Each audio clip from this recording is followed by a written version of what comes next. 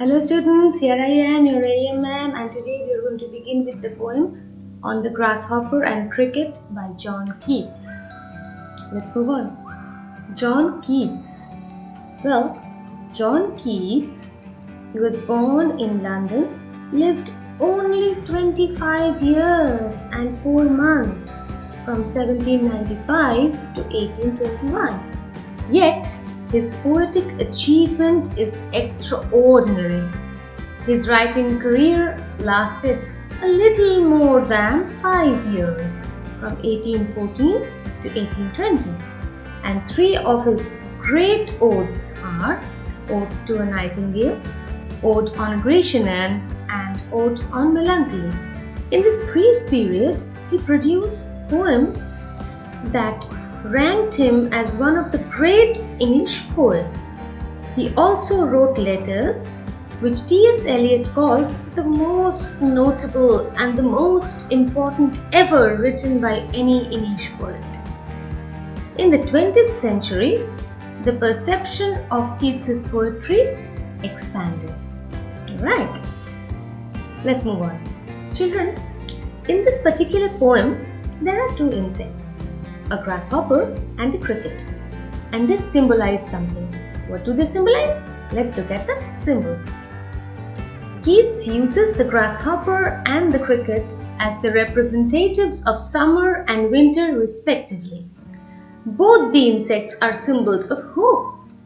They continue in their daily rituals even when other creatures fail. They also symbolize tenacity.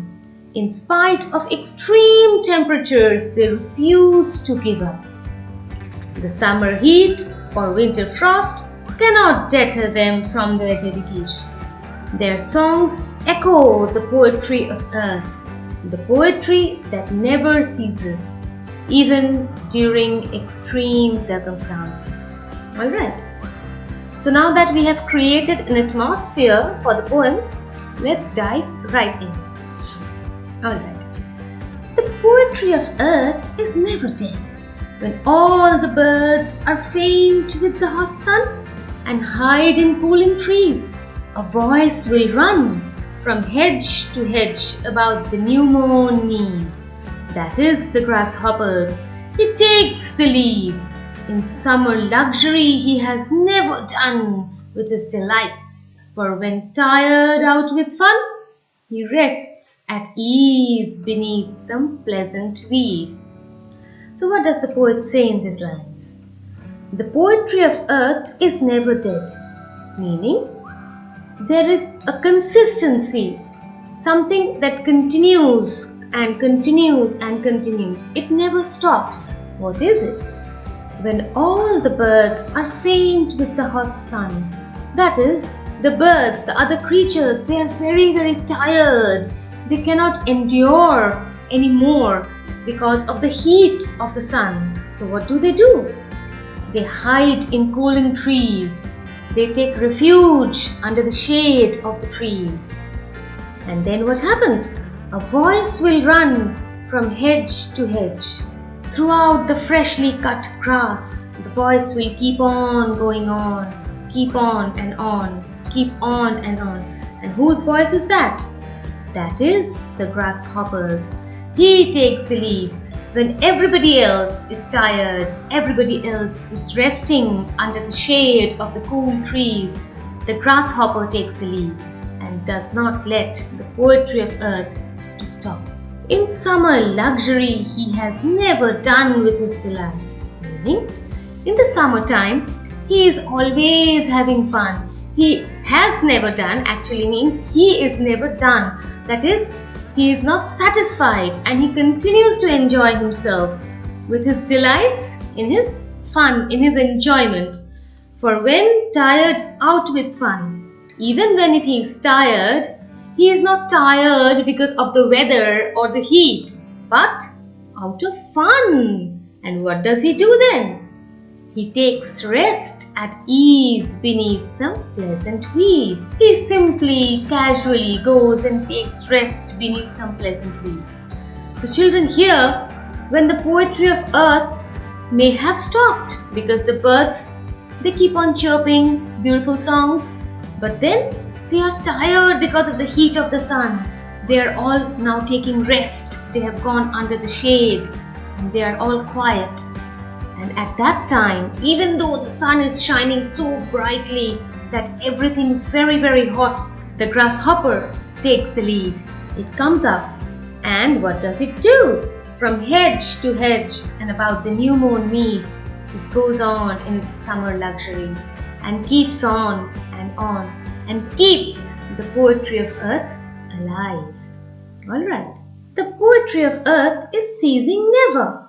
On a lone winter evening, when the frost has wrought to silence, from the stove there shrills the cricket's song, in warmth increasing ever, and seems to one in drowsiness half lost, the grasshoppers among some grassy hills. What does the poet say here?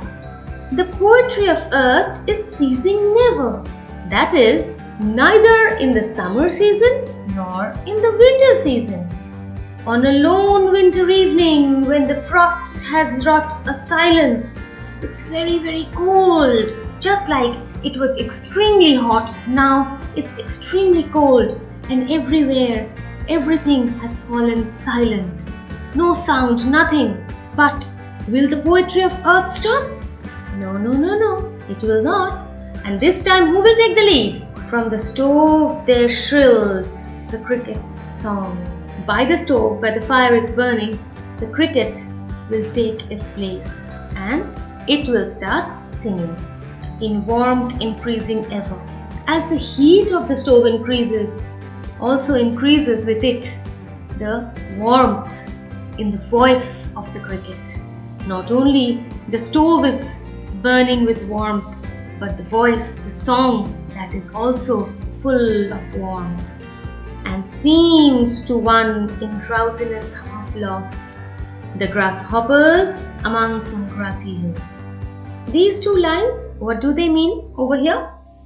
It means that a person who listens to the cricket's song in his drowsy state will simply mistake the cricket's song to be the grasshoppers. Even though they are two different insects, yet the warmth that they produce in their voice, summer or winter, it is absolutely the same. What does that mean? The two different seasons, summer and winter, they are part of the same nature, and the balance is there. The beauty of the nature lies in this balance, isn't it?